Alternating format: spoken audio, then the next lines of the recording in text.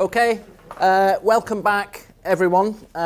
Second session of the day. This one's called Demolish or Preserve. I'm Alistair Donald. I met most of you yesterday, I think. I'm the convener of the Living Freedom Initiative organised by Ideas Matter. So just in terms of setting out briefly what this discussion is about, I know that you've all probably read the blurb that Austin created for this and thought deeply about this issue. Those of you that have read it will have noted the quote from Lacaton and Vassal right at the end of that blurb, which says, "Never demolish, never remove, always add, transform and reuse. Demolishing is an act of violence." Discuss. I think it's fair to say, and the panel can probably disagree with me if they want, but we're living in times where demolition is, broadly speaking, frowned upon. There are exceptions, of course. Anybody who's read the papers the last couple of days will have seen the slightly gleeful articles talking about the daughter of Captain Sir Tom Moore and the demolition of her spa building. There was the issue that caused controversy last year where Mast Quay 2, the development in Woolwich in London, which was some towers containing about 200 plus flats, was the decision was that should be demolished because it had there was planning breaches. Loads of people want to demolish Rose West's house, and there's been a whole series of demolitions in America of schools where there's been all these horrific shootings. But I think, broadly speaking, it does seem to be that demolition is largely frowned upon. You saw the furore when the Crooked House pub recently was burned down. There's a feeling that something was lost. Some of you, accidentally, some of you might have been keeping up with the situation that's gone on in the discussion around Marks and Spencer's in Oxford Street in London, which was the planners wanted to demolish it, but Michael Gove, the Secretary of State, decided that it shouldn't. That was a building, by the way, that was twice refused listing, and yet still people can't demolish it. I'm old enough, about 20 years ago, I worked as urban policy advisor in the Department of Communities and Local Government, and there was quite a famous report at that time, 2004, I think, which very few people will remember now, but it was by Kate Barker, who was a member of the Bank of England committee, who was worried about land supply, and she noted at the time that one of the factors affecting our ability to build was the slowing down of demolitions that had taken place before that. The same year, 2004, Department of DCMS, the cultural Yes. Part of the government. They published a report that year, The Historic Environment, a Force for Our Future. So you can see that very much the idea that heritage is part of the future was coming in. And there's all sorts of UNs and UNESCOs and World Heritage Sites. Intangible cultural heritage became a term that was bandied about at that time. So lots of people interested in preservation. So Austin has very even-handedly titled the session Demolish or Preserve. I wonder if we can skew it a little bit and maybe we can ask the panel and you if we can defend demolition. Do we need to preserve so much? Does demolition have a positive side and that makes it worth defending? Does it pave the way for renewal and transformation, jobs, change for the better? Or is the new imperatives of degrowth and saving on carbon emissions something that we really need to be mindful of? And we can also look, I think, a little bit at the justifications for preservation. What are they? How have they changed over time? Do they stand up?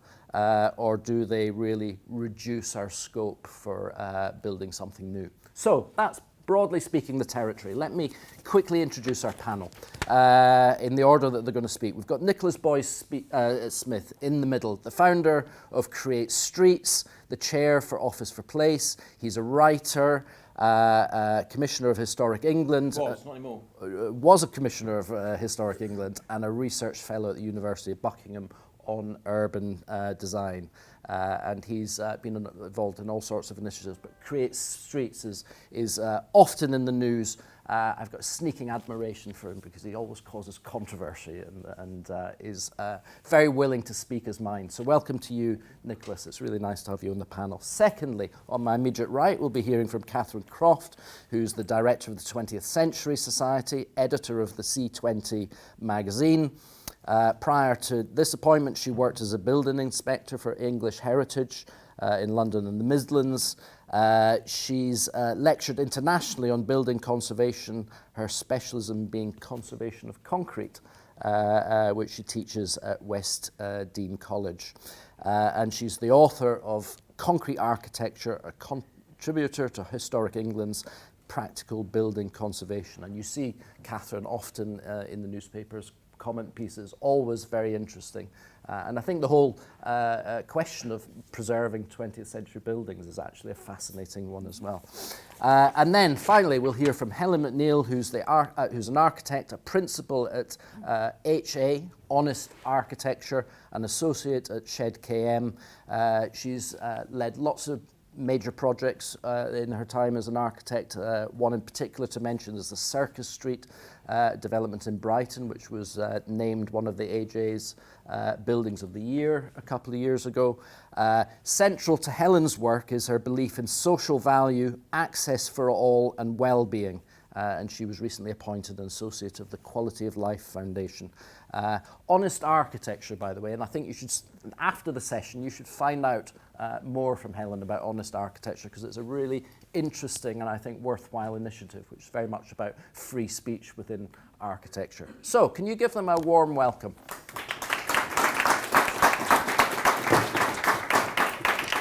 I've given them 5 minutes each. I'll be fairly authoritarian in the way that I limit that to 5 minutes.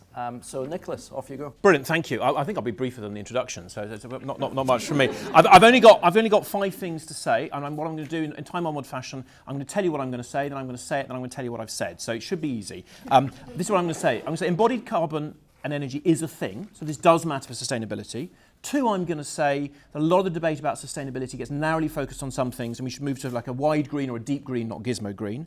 3, I'm going to say that place is emotional, and old buildings are emotional, that matters for our health and mental well-being. 4, that the right answer, I guess, sort of answering the question, is trade-offs. It's not one answer that will always work. Sometimes you should demolish, sometimes you shouldn't. And finally, I'm going to suggest a couple of sort of policy fixes, and if I get the time, probably not. I'll try and do my best as a rousing denouement of how we fall back in love with the future. So that's what's coming. If you don't like the sound of that, there are croissants at the back. Embodied carbon, wait, I haven't even one yet. So embodied carbon is a thing, okay? So that shouldn't be up for debate, but just a couple of facts to make. So about half of the lifetime carbon of a newly built building is normally embodied in the construction of it rather than its ongoing use. So the fixation of the debate on energy and use, important though that is well, it's just that, it's a fixation. My favourite comparison is refurbing an old house normally takes about 8 tonnes of CO2. Building a new one takes about 80. So even if you knock down a Victorian house and replace it with the most energy efficient, uber passive house thing you could possibly imagine, you've burnt a century's worth of carbon in the process. So you've got about 80 to 90 years to catch up.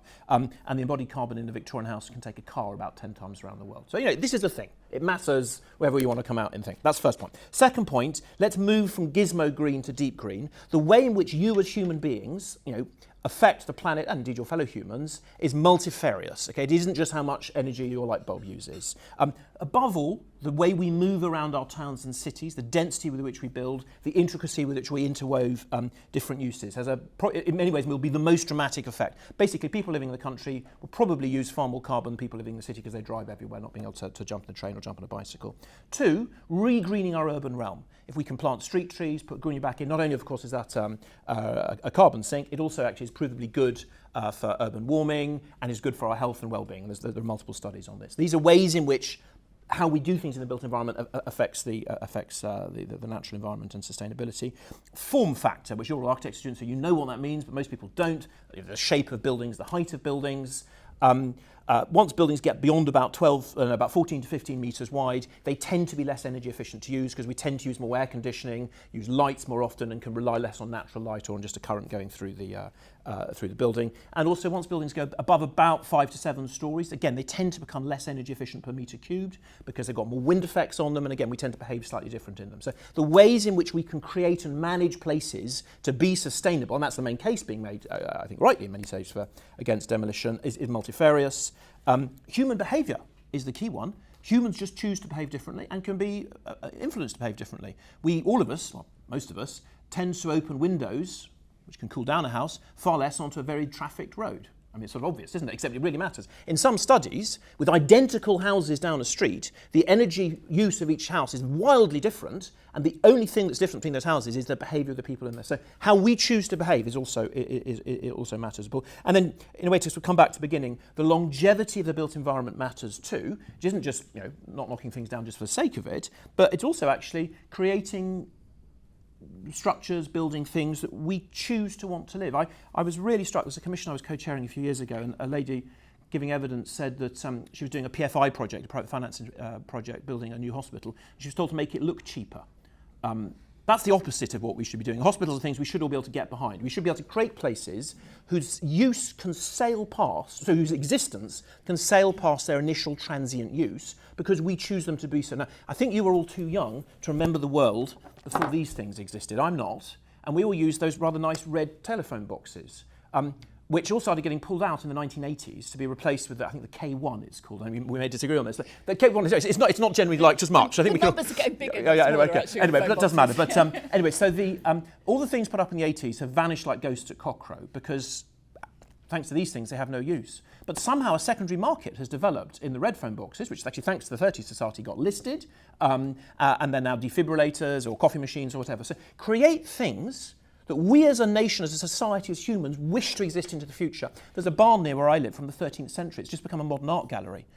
The tin shed down the other road is not going to last 20 years, let alone 200 or 600. So how we affect the environment is multifarious, and demolition or preserve is one of those layers, but not the only one. So, but then also we need to layer in the human experience and prosperity of us as societies and communities. One of the things that most irritates me when I'm having a row with developers, which happens quite often, is when they say, oh, bloody NIMBYs, they're just being emotional. Of course they're being emotional. Home is emotional. The place you live in is emotional, and I'm not going to bother citing studies on this. The best one shows the one study I'll cite is there was a study done about 6-7 years ago. About 78 to 80% of us, our brains literally respond differently, and you can measure it in the synapses when we see a place that is emotional to us compared to just to somewhere that isn't.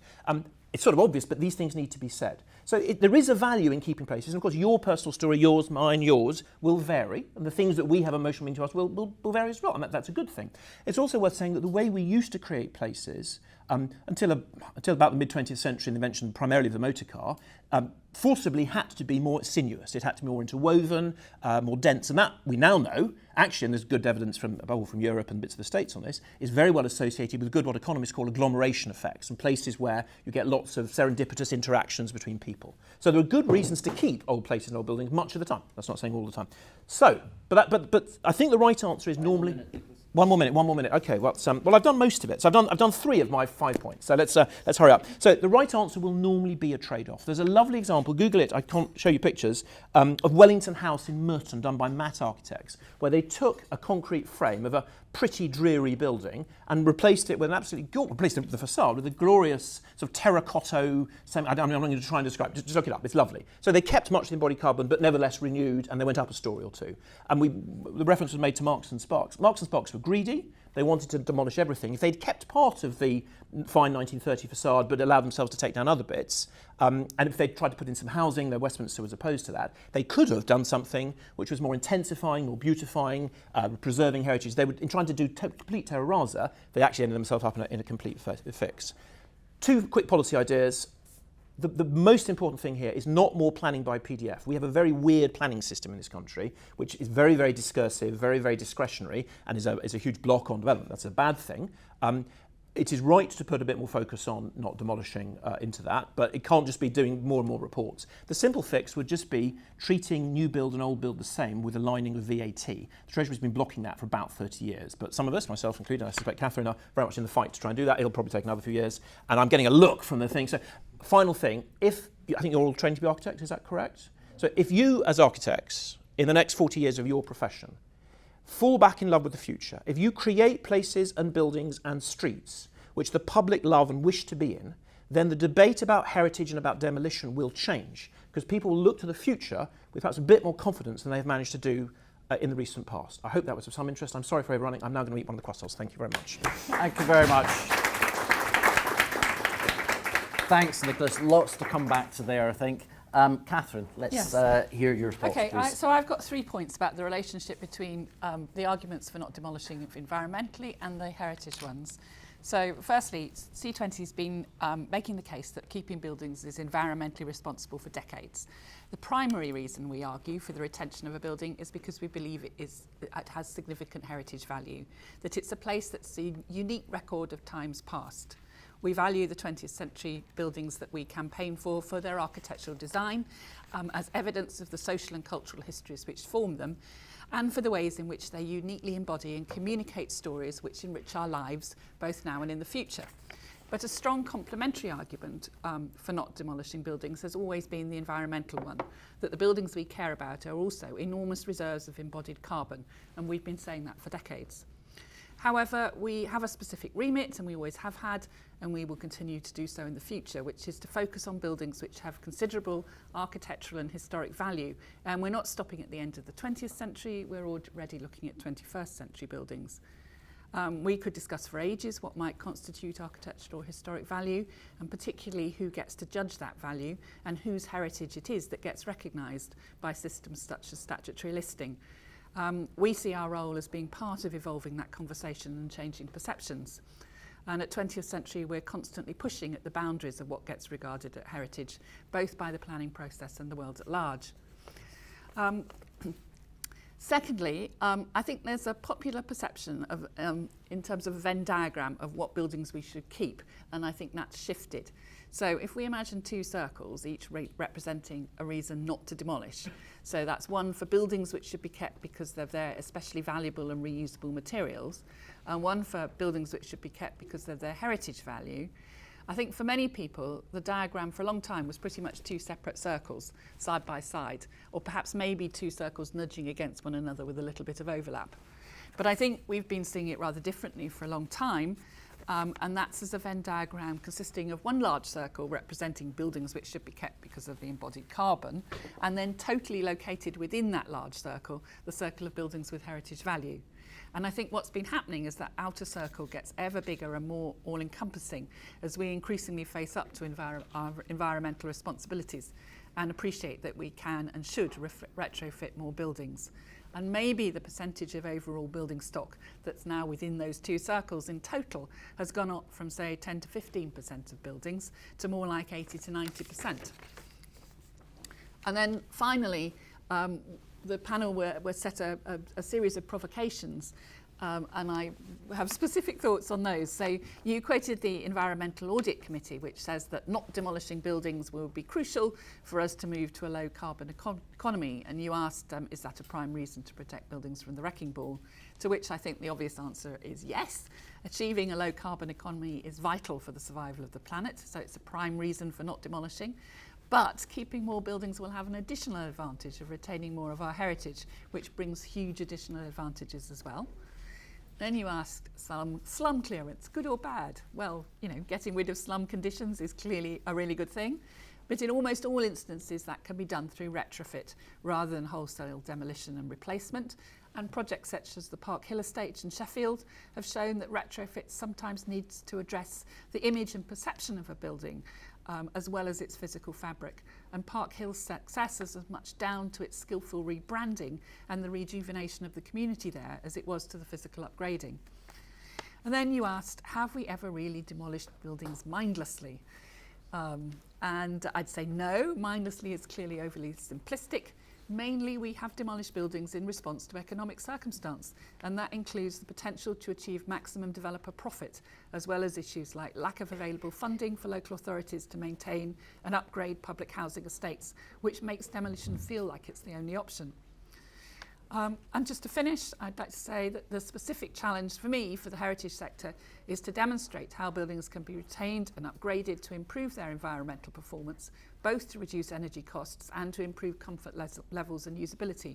But this has got to be sensitive to what makes a building significant. That is what's special and unique about it.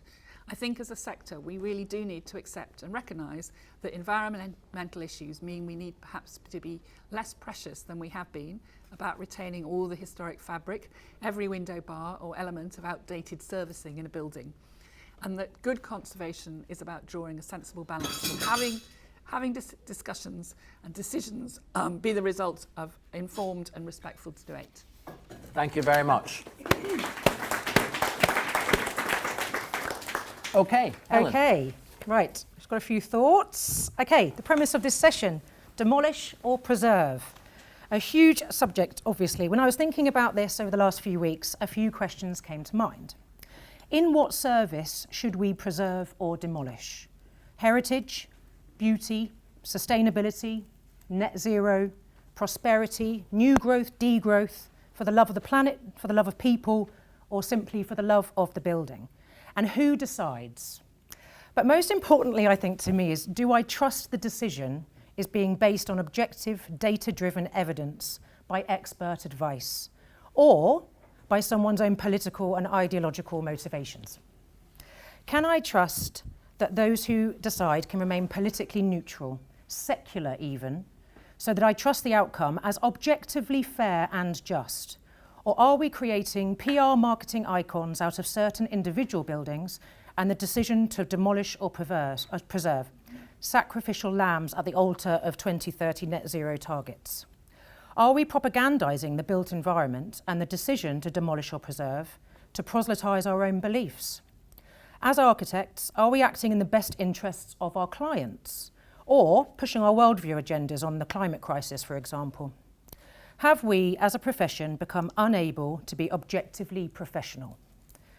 How will our built environment physically manifest the economic landscape as we see rolling back of green spending targets over the next few years, as the cost of 2030, 2050 net zero targets becomes clear to the electorate? I agree that the decision to demolish or preserve will become ever more important in terms of gaining planning consent on large schemes, as concerns regarding heritage and environmental impacts compete with commercial viability. It is right to require robust reasons to justify demolition, preservation, and reuse. But I don't believe we have a truly objective process in place at the moment. I have no ideological alignment to either demolish or preserve in and of themselves. They don't have any inherent value to me. I don't see this as a binary choice or demolish bad, preserve good. But when applied to a specific context or to an individual building, I believe the specifics matter. Fit for purpose matters. Would you live in that reuse yourself? Matters. And viability matters. I'm for growth and prosperity and lifting as many people out of poverty as possible. I'd like to use the M&S store as an example of what I believe to be an overtly politicised decision to preserve a building made by the Right Honourable Michael Gove, who has served as Secretary of State for Levelling Up, Housing and Communities since October 2022. The redevelopment, designed by Pilbara and Partners, was struck down by Gove following a public inquiry into the plan to demolish and rebuild the store, with architects, academics and heritage experts voicing opposition to the retailer's proposals. M&S, which has occupied Orchard House and the two attached buildings from Leah Century, had received approval from Westminster Council in 2021 for the redevelopment. The plans had also been backed by the London Mayor, Sadiq Khan, and recommended for approval by the Planning Inspectorate, but were called in by Gove.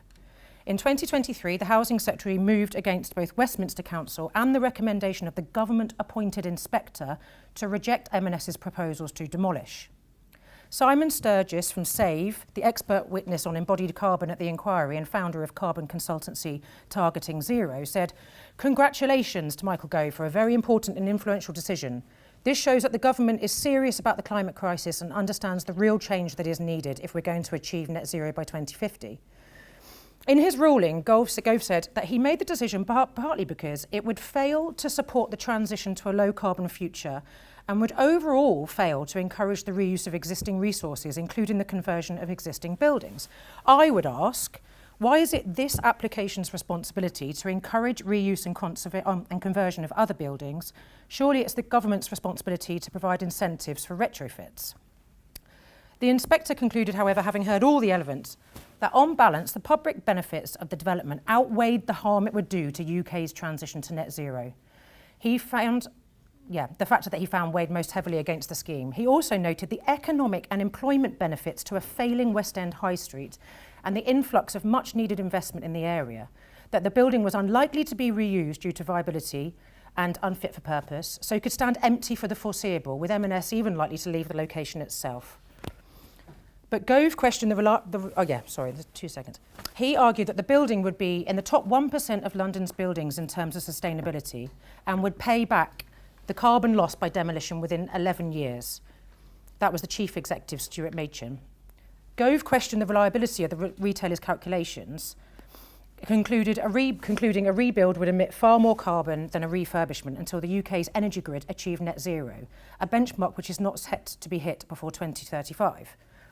Gove even went so far as to suggest that M&S wait until the UK has achieved a net zero energy grid before developing, as the embodied and operational carbon analysis would be more favourable. What a leap of faith and an incredible recommendation that M&S wait until our grid is carbon neutral. Who has the crystal ball to say when that will be? Beware simple solutions to complicated problems. In June 2023 progress report, the Climate Change Committee found that the government has not yet published an overarching standalone plan or strategy for delivering a decarbonised and reliable electricity system by 2035. In November 2023, the High Court granted permission for Marks & Spencer's to appeal Gove's decision to block the demolition and redevelopment of its flagship store. In conclusion, it's not that I staunchly agree or disagree with Gove's decision to preserve and not demolish. It's that I don't trust that this decision was made objectively based on evidence. And how is that not a corruption of sorts? The fact that the High Court has granted the appeal is hopefully sense and due process returning. The 2-day judicial review hearing will take place this year, so I look forward to hearing the outcome. Thank you. Thank you. Right, I've got lots of questions, but I'm going to save them because I think we should come out and get some questions from the audience. But I mean, let me just say that I think, fair enough, individual buildings, you have to practically weigh up the consequences of each thing. But I think we are dealing, to some extent in this conversation, with what is a cultural moment which seems to have come down against demolition and in favour of preservation. So I think we should, to some extent, look at the sort of cultural moment. And I would say, actually, what's wrong with ideologically driven ideas that lead to decisions in architecture and planning? So no need to answer just now, but that's kind of one of the things. So I'm going to get round you all, but I'm just going to come over to this and you there. Yes. All right. Catherine, let me come to you first. Anything, I mean, nothing particularly specifically directed at you, but anything that you want to pick up on? Well, I think the VAT thing has been a complete anomaly for decades. We thought that initially we were told it was a problem with European law and it would all be just fine after Brexit, but we still seem to be struggling to get that sorted out. It was always the Treasurer. Well, whatever, yeah. I mean, but I think the solution would be to reduce the rate on repairs and maintenance rather than up it on new build, because I agree we don't want to stymie new build. And the question about the people struggling to get their windows repaired, I mean, I think there is this huge feeling that the conservation world is out there to say no, we're the traffic wardens of the building industry, and you know, that often those sorts of things are because we've got conservation officers who are incredibly kind of low in the hierarchy in local authorities.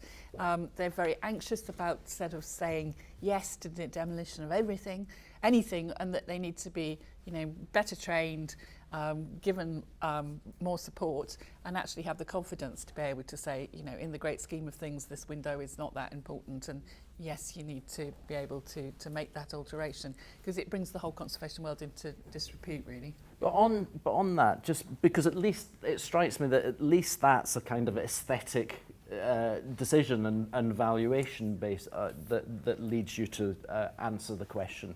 In your introduction, when you were saying about the big circle being dominated by the green thing, is it just the case that there's now actually very little scope for aesthetic judgment to come into the whole decision-making process? No, I think that there are some buildings where making those decisions based on the design and aesthetics and preserving that what's special about a historic building are incredibly important. But I think we need to be very discerning about how many buildings we keep for that reason, because it is putting a financial burden on their owners. And it is, the listed building legislation is all about, taking away the financial imperative for decision making. And as someone whose your speciality is 20th century and the whole, modernism basically. Definitely not just modernism. Yes, Deco and classical revival and everything. Concrete is your speciality. But in your 80 and 90%, which you said was where we're arriving at in the bigger in the bigger circle. To what extent do you think then that just goes against the kind of modernist ideal of constantly trying to strive after the new and to recreate things? Is that not offensive to your sensibility and support of No, I feel that we're in a very specific circumstance in the world at the moment. We've got a huge climate crisis and we have to address it. And that should be a modernist project that we should be researching and dealing with it. We can't just ignore it. Okay, Nicholas, anything that you wanted to pick up on out of Yes, those? I agree with what Catherine said about VAT. It's aligning down, which should lead to an uptake, so I won't repeat that. Thank you all for very excellent questions. I'll respond, I think, to the first three, which I think I've got something to say. I won't repeat Catherine's point about heritage on the Glasgow windows, but there is something, and I touched on it before I was brutally shortened by the chair. I'm wasn't able to expand my point as I wished to. That there is something really important that your question gets at, which is, I don't know the street in Glasgow that listed building is in. Most urban heritage streets have got lots of buildings that are sort of quite similar. We're doing a project in Grimsby right now. They're not listed, but they're late 19th century. About 4 house types, and you've got the whole of the sort of the neighbourhood. Basically, it's one of the poorest wards in the country, as ever, on the sort of the wrong side of the dual carriageway. What the direction that the planning system is moving into, which I think would help your friend, is one where we have clearer, more visual pattern books of what is pre-approved under certain circumstances. So at the moment we've got, and I'm going to be a little bit simplistic here, so forgive me, but we've slightly got ourselves, or have over time got ourselves into the thing which look, right, we need to respect the undoubted expertise of our planning and conservation experts and make a finely nuanced decision weighing up the pros and the cons on each situation. Now that is right when you're going to do a big thing in Oxford Street or you're looking to do something, build a shed near Stonehenge, that's absolutely right. But at the other end of the spectrum, we've got to get more efficient at dealing with the good ordinary, which includes actually lots of listed buildings for conservation. So I would speculate, without knowing the building, there's probably 4 or 5 window types, double glazed, triple glazed, which would be perfectly aesthetically appropriate, which that council could, and basically they're now being encouraged to by the new National Planning Policy Framework, and thanks to Levelling Up and Regen Act, they're sort of going to be obliged to move in that direction. Not necessarily on a window-by-window basis, but there's an interesting case study, which actually I was involved with, in Barking and Dagenham, moving in that direction. So I think that's ultimately the answer, of sort of pre-approving good enough, accepting it may not be perfect, and taking out the risk and the cost. That would be my sort of more widespread answer. On the excellent question, thank you, on individual versus collective memory, and the point you made about social housing estate, which may seem hideous to quote, but nevertheless may have deep emotional resonance to people who live there. I couldn't agree more. It's one of the reasons why estate regen, to use a term slightly fallen out of use in the last few years, but was used a lot a few years ago, is difficult to do because it is people's homes. It should be hard to knock down people's homes. That shouldn't be an easy thing to do in a modern democratic society. But by the same token, and there's one's not far from here, if with community consent, in a place like London, when we're about 4 million homes short, that is desperately, savagely impending the life opportunities, the take-home pay, and the opportunity to live and to work for younger generations. If there are ways we can take a place that's got 100 homes and take it up to 300 with the people there supporting it, and in principle there are, all but one of the ballots that have gone through over the last 4 or 5 years have been approved. So I think it's doable, but it is hard. So I think with nuance. But why is it so hard? I mean, why is it so hard to take a decision to get rid of old housing? Because if people live in them, they tend to be quite opposed. Hang on, no. You asked a question. I'm going to answer your question. Have you lost sight of the idea that we can actually build something better than already exists? We live in something called a democracy, and what happens is the 400 people living in that home have more votes than the architects and the advisors advising the council. So that is the answer to your question, is that the people living there, and there's also, and you know this, the emotional psychology is, particularly, and this is true right now, we tend not to trust the system. It's not a word I'd sort of naturally use, but in inverted commas. So if people don't trust the council, at present 7% of people trust the councils to do good things to places, and if we don't trust the developers, and in a YouGov poll 2% trust developers, the politics of that are quite challenging. No, I get that, but is the emotional psychology that you and lots of other people now constantly bang on about, I don't bang on about anything. Is that... I don't say I bang on. I delicately explore and give nuance to. I don't bang on. But it is a constant refrain now for anybody looking to, urban memory and all of these kind of new ways of looking at heritage. Sorry. But is that not just... If we had more ambition and more confidence that we could build something better than already exists, then would that argument not fall away? Because you'd actually be offering people a transformed living situation in which they'd actually be better off. I think it was interesting in your question. You specifically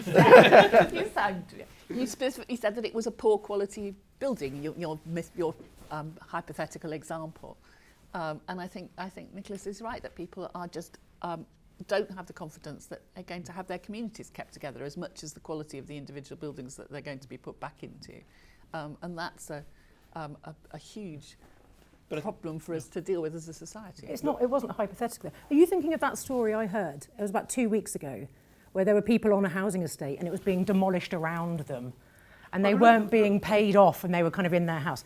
I just don't think it's applied consistently across the board, this kind of outrage of demolition. I completely agree. In my office, I've just recently left and sort of set up on my own again, because I felt like this outrage was not consistently applied across the board, and I felt like it kind of came down to class. People didn't really care about estates in the middle of the northeast or something like that when it talked about demolition. I don't feel like it was consistent. Actually, it's geography. It's not class. Well, no, and then when the decision came through about M&S, there was a kind of almost like fervour in the office of, yes, we've saved M&S and we're going to save the planet and we're going to do this. And I honestly thought it was bad faith. I think all it did was affirm those people's ideology about, we can't demolish because otherwise the world's going to end. So I want to come back to the question. And I want to come back to your sub-question, because yes, you can, but just give me one more. So, and your question hit the nail on the head. We need to help the people living in that housing estate, if we choose to. They were offered £110,000, but it wasn't market value. I give up. I'm not going to interrupt you, but no, it's all good. I'll respond to a few questions. That's fine. No, because everyone responded to questions I have. Okay.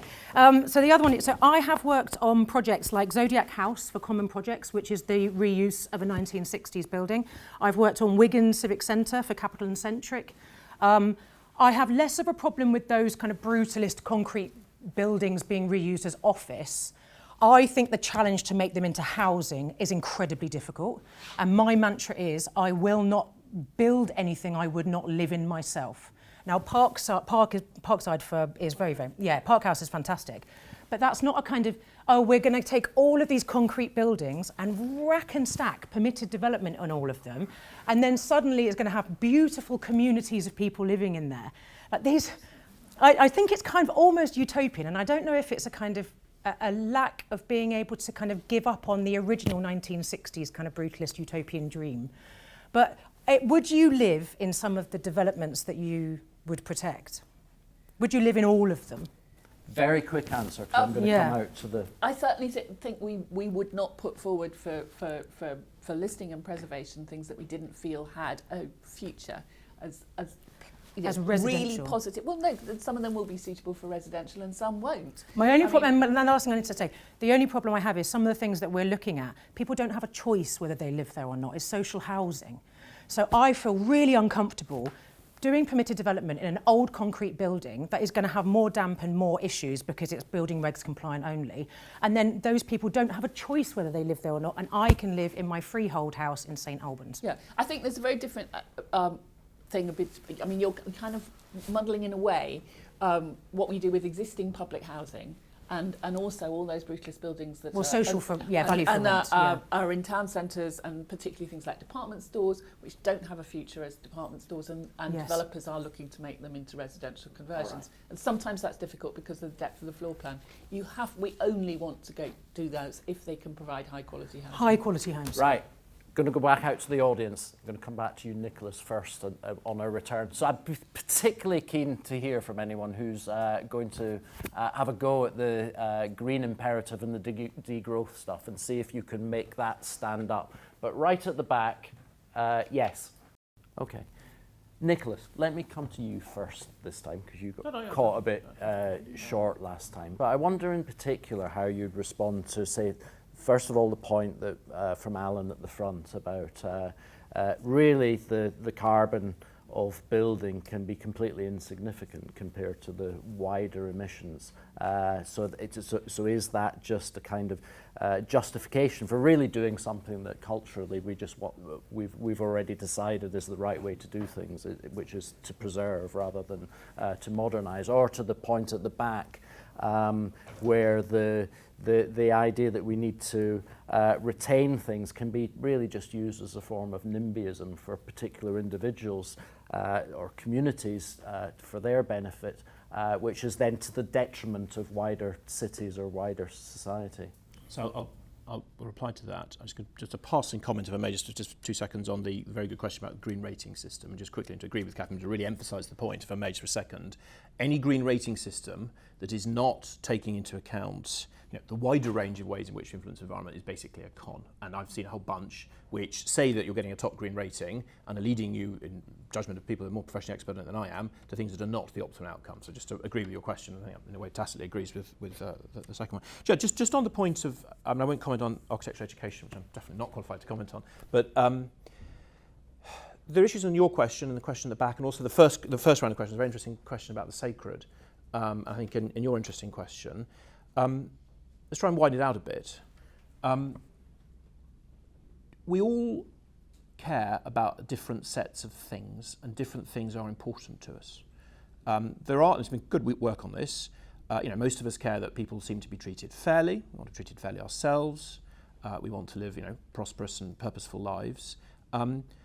Lots of people, but not all, majority actually, but not all, have a need to in some way be linking into hierarchy, tradition, what's gone before, either in my family or in my place or in my town. You may not yourselves, not everyone feels that very strongly. Most of us feel it to quite a lot of degree, and some people feel it very strongly.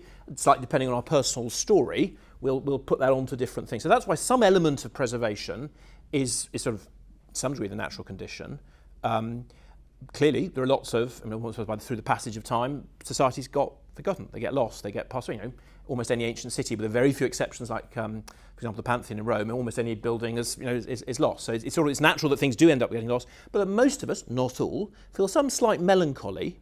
Maybe you felt a slight melancholy when you saw these huts now abandoned and wondered about the lives now led there. And that tradition is without children. It's gone. It's finished. So most of us do feel that need to some degree, and I think we as a society, to some degree, should I think we do. Perhaps I guess you're arguing that we do it. We do it too much. But just on the neutral-ish. There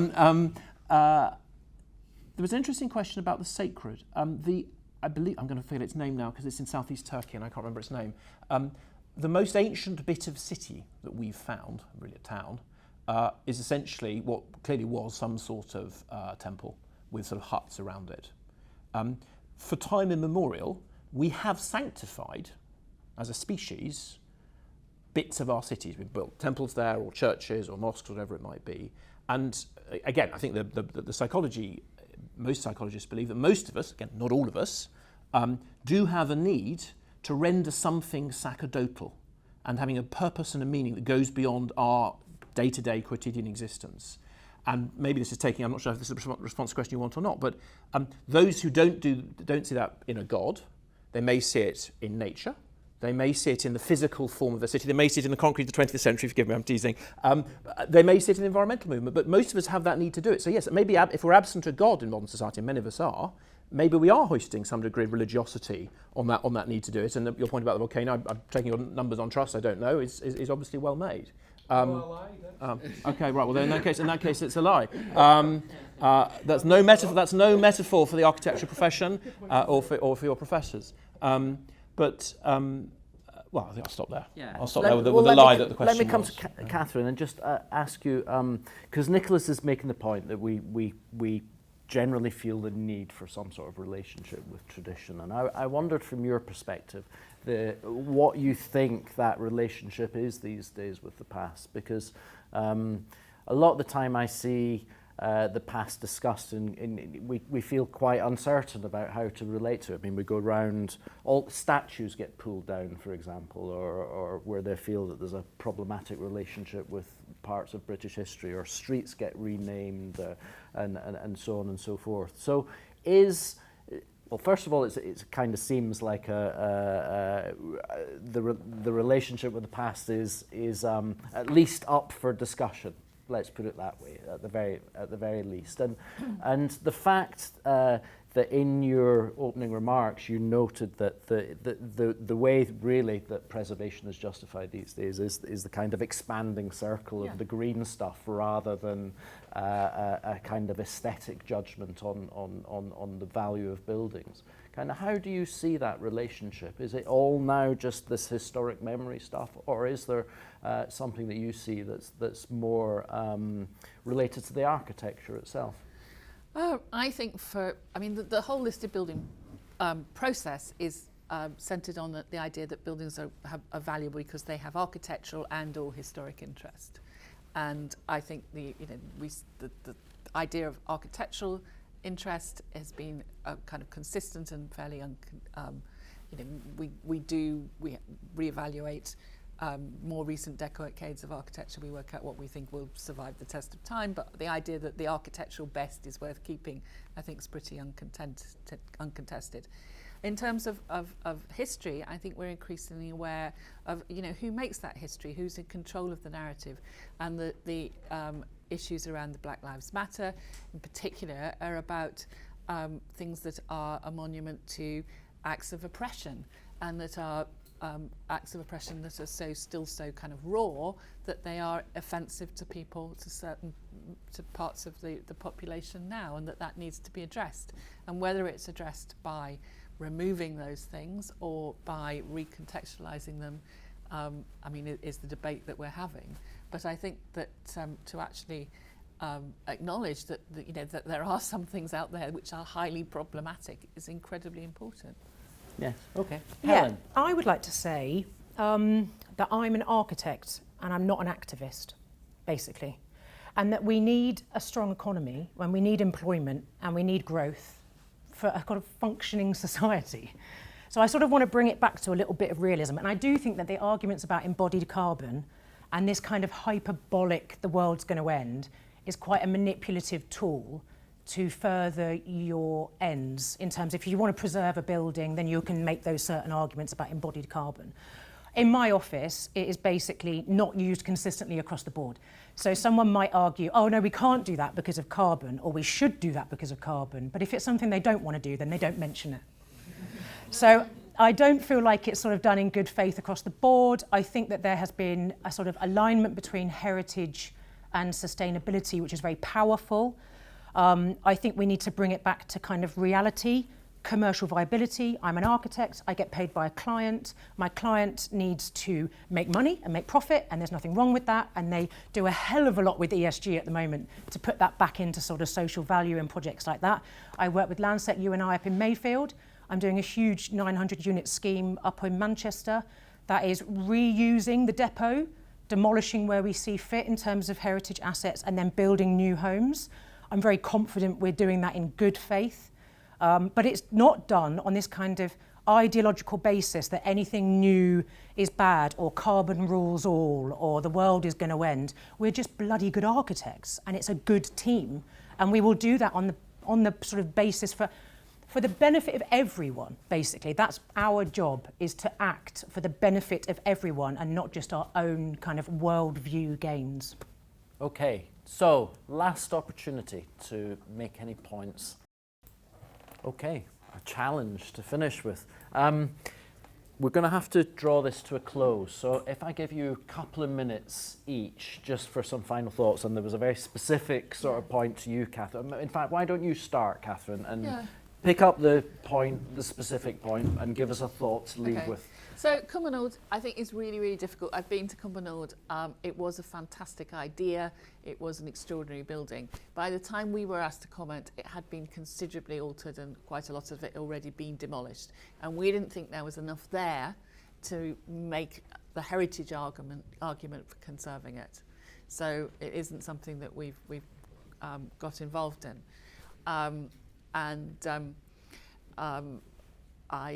You know, in many ways it would have been fantastic if we could have got involved, and we could have had a campaign 20 years ago, frankly, to be able to save Cumbernauld, and that wasn't possible 20 years ago because the way that those sorts of estates were thought about 20 years ago, that just seemed absolutely impossible.